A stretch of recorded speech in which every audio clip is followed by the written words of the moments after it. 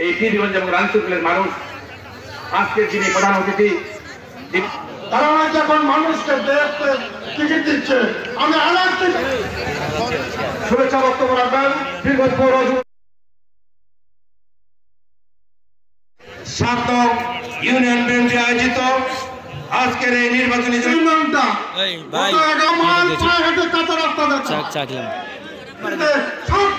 সমস্ত রাস্তাকে ফাঁকা করানোর জন্য কথা বললেন। ওনার অনেক অভিজ্ঞতা, উনি নিজে যুদ্ধ করেছে। আমি তখন ছোট ছিলাম, আমি যেটা দেখেছি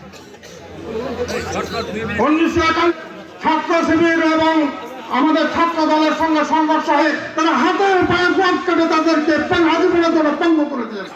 তোমার রাস্তা 1 কিলো কথা নিবা, আমার রাস্তাটা আমার বাড়িতে যাওয়া যায় না। আমাদের জাইপের পুরো মার্কা আছে।